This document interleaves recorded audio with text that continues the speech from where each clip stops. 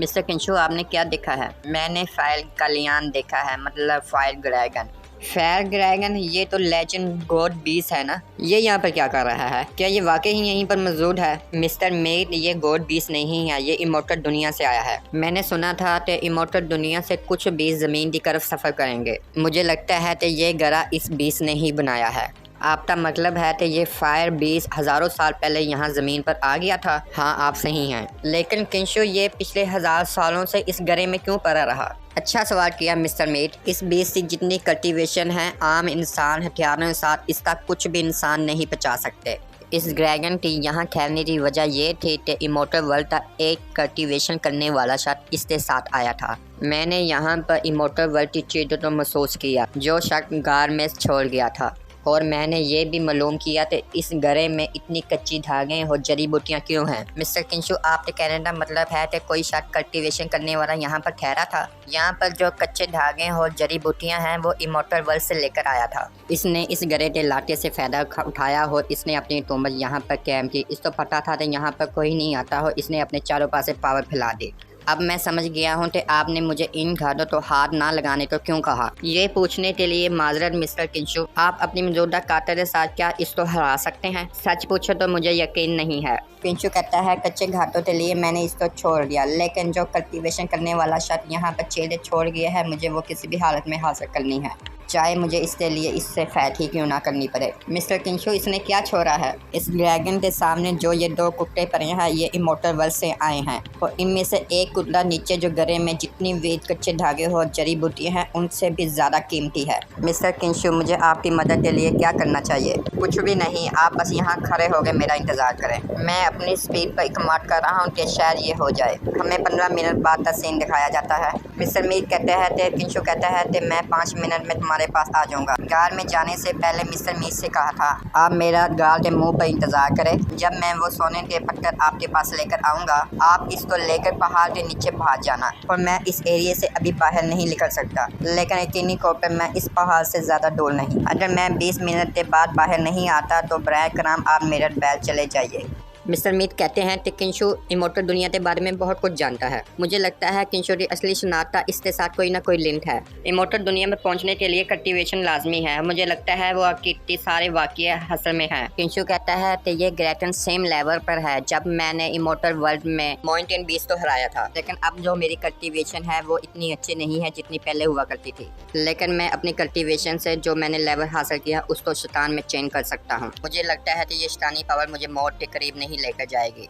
अगर मैंने अपने आप तो अपने जिस्म तो शैतानी कल्टीवेशन में चेंज कर लिया। मैं खुशकिस्मत हूँ कि ये पावर मेरे पास है अभी। साथ ही किंशु अपनी पावर रिलीज करते हुए शैतानी जिस्म में चेंज हो जाता है और बड़ी खामोशी के साथ ग्रैजन की तरफ आगे बढ़ता है। किंशु कहता है, इस ग्रैजन में पता नहीं चलना चाहिए, मुझे ये किसी भी हालत में ये चीज़ें चाहिए। किंशु जैसे ही उस पत्थर को उठाने लगता है, ड्रैगन की आंख खुल जाती है और किंशु चौंक जाता है। ड्रैगन की पावर की वजह से किंशु पीछे की तरफ पुश हो जाता है और नीचे आगे गिरता है। किंशु कहता है, इस ड्रैगन की पावर बहुत ही ज़्यादा है। जैसे ही ड्रैगन किंशु की तरफ आग फेंकता है, किंशु चौंक जाता है। किंशु कहता है, तो अब मैं क्या करूँ? मिस्टर मीत कहते हैं, 20 मिनट हो गए हैं, मुझे लगता है कि किंशु हिट होगा। ये ज़मीन क्यों हिल रही है? अंदर क्या हो रहा है? मिस्टर मीत पीछे मुड़कर चौंक जाते हैं। किंशु कहता है, मिस्टर मीर से इसे जल्दी से पकड़ो। किंशु मिस्टर मीर की तरफ इस पत्थर को फेंकते हैं और मिस्टर मीर इस पत्थर को पकड़ते हैं। किंशु कहते हैं, इसको लेकर जल्दी से भागो यहाँ से। दोनों के पास एक एक पत्थर होता है, दोनों अपने रास्ते चेंज कर लेते हैं।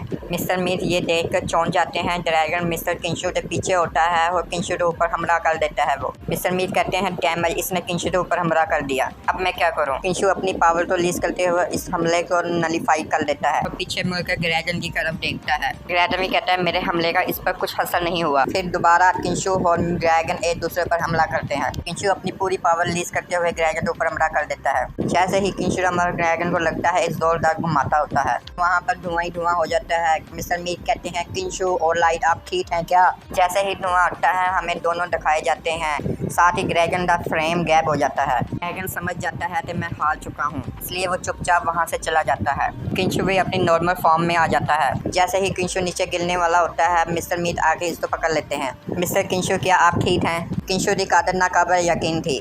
इस धमाके की पावर इतनी ज़्यादा थी, इसके प्रेशर की वजह से मैं पीछे हो गया था। किंशु कहता है इससे पहले तो वो बीस दोबारा अपना ज़हन बदले और दोबारा हमसे लड़ने के लिए आए, जल्दी से यहाँ से निकलो। आइए हम तमाम चीज़ें यहाँ से पकड़े हो चलिए यहाँ से। हमें 1 घंटे बाद का सीन दिखाया जाता है और गाड़ी में बैठते ये जा रहे होते हैं। ओ मिस्टर मीट, हम कहाँ पर हैं? मुझे बहुत खुशी हुई कि आप जाग रहे हैं। हम क्लिपन विलेज के पास पहुँच गए हैं। आप अब कैसा महसूस कर रहे हैं? अब मैं बेटर हूँ, लेकिन मैंने QID पावर ज़्यादा यूज़ करने की वजह से मैं थक गया हूँ। खुशकिस्मत से ये ड्रैगन आखिरी लम्हे में बच गया और वहाँ से चला गया, या मुझे अपने आप को बेहोश करने की सूरत में मुझे चोट लग सकती थी। मुझे लगता है कि ड्रैगन ने महसूस कर लिया था कि वो आपके साथ मुकाबला नहीं कर सकता, इसलिए वो ये मुकाबला छोड़कर चला गया। वाकई नहीं, मुझे असल वजह नहीं मालूम। अगर इस ड्रैगन ने अपनी पूरी पावर तो यूज़ किया होता तो मुझे नहीं लगता था तो मैं बच सकता था। किंशु कहता है कल्टीवेशन करने वाली शर्त के साथ इसका कोई ना कोई ताल्लुक लाजमी होना चाहिए जिसने इसे वहाँ पर फंसा दिया। मिस्टर मीट कहते हैं कि कम से कम हमें ये तो मिल गया, ये फायदेमंद सफ़र रहा है। अब ठीक है मिस्टर मीट, लेकिन ये बहुत ही ज़्यादा कीमती है।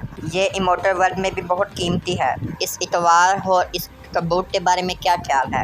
ये एक शाही करवार है, इसे हम यूज़ कर सकते हैं अच्छे तरीके से, लेकिन ये बहुत ज़्यादा पुरानी है। अब ये जंग से भरी हुई है, हमें इसको ठीक करने की ज़रूरत है। ये डब्बा इसमें फंस सकता है, ख़राब होने से पहले ही हमें इसको खोलना है। मिस्टर मीट जोर जोर से हंसने लग जाते, वो कहते हैं इम्पोर्टेंट तलवार, मुझे ये कहना पड़ेगा कि आपके साथ रहना एक फिल्म में होने जैसा है। मिस्टर किंशु, आपसे मिलकर मेरे लिए खुशी की बात है। इन तमाम चीज़ों के बाद जिससे हम गुजर चुके हैं, मैंने पहले से ही आप तो अपना सबसे अच्छा दोस्त समझा है। अगर कोई मुनासिब वक्त हो तो बराए करम आप अपनी मुझे असली शनाख्त बताएं। किंशु कहता है कोई मसला नहीं, अगर कोई ऐसा मुनासिब वक्त आएगा तो मैं अपनी शनाख्त आप तो लाजमी बताऊंगा। इससे अलावा मेरे पास पूछने का एक और हक है, क्या आप बीसों तो काबू करने और मेडिसन से अमृत तो क्या करने के लिए मुझे नुस्खा भेजेंगे, लेकिन ज़रूरत के मुताबिक मुझे पहले कीमत तक पहुँचने की ज़रूरत है। ये क्लिप महंगे हैं, मुझे लगता है कि आप इसे अच्छी तरह खोज सकते हैं। हमें माउंटेन विलेज का सीन दिखाया जाता है और मिस्टर मीट कहते हैं किंशु क्या आप रेडी हैं? चले, हम आज रात आपके साथ अच्छा सलूट करना चाहते हैं। मुझे लगता है यहाँ का रोज़ बार बहुत ही ज़्यादा लजीज है। ये बहुत अच्छा है, थोड़ा सा इंतज़ार करो, मेरे मोबाइल पर किसी का मैसेज आया है। किंशु जब मैसेज पढ़ता है उसमें लिखा होता है आप तो रकम भेज दी गई है, आप इससे तस्दीक कर लें। मिस्टर मीट क्या ये तुम हो? क्या ये आपने भेजे हैं? मिस्टर मीट कहते हैं तो मैंने फैसला कर लिया है, अतः आपकी पेशकश थोड़ी सी महंगी है, मुझे यकीन है कि वो इन पैसों के काबिल है। किंशु कहता है ठीक है, लेकिन आपने मुझे 200 युआन ऐसा क्यों भेजे? आपने जो तरबियत देने के लिए फोन खरीदे हैं, मुझे लगता है कि आप तो इसके लिए अदायगी नहीं देनी चाहिए, लेकिन मुझे ये नहीं मालूम कि आपने इन पर कितना खर्च किया है। बराए करम रकम अपने पास रखिए। शुक्रिया मिस्टर मीट। खुश आमदीद जेंटलमैन। भाई गात, क्या आप मजाक कर रहे हो? आप कह रहे हैं तो आप इसे छोड़ना चाहते हैं? मैं जानता हूँ कि मैंने बहुत सारी नाकाबिल चीज़ें की हैं, लेकिन मेरा अपना कुछ असूल है, कभी किसी को ना मारो, ये मेरा असूल है। यकीन नहीं आता कि मैंने मिस्टर को गोली मार दी। किंशु इस दिन मैंने बंदूक सिर्फ शो अप करने के लिए खरीदी थी, लेकिन मैं उस दिन बहुत परजोश था और कुछ किस्मत से मिस्टर किंशु कोई आम आदमी नहीं है। जी हाँ, मैं लोगों तो बहुत ज़्यादा नहीं बिगाड़ना चाहता। मुझे उम्मीद है कि आप लोग भी इसे मेरे साथ छोड़ सकते हैं। भाई आपका साथ देने के लिए हमें खुशी है, लेकिन हम सबसे पहले भी जेल में ही थे। नौकरी तलाश करना आसान नहीं है। ये एक आइडिया मिला है, शायद मैं शराब बना के पैसे कमा सकता हूँ। मेरे खानदान के बड़े लोग भी यही काम करते थे और ये हुनर मेरे पास भी है। पीछे से किंशु बोलता है मैं आपका पहला मेहमान बनने के लिए तैयार हूँ। दूसरा बंदा ये देख कर चौंक जाता है।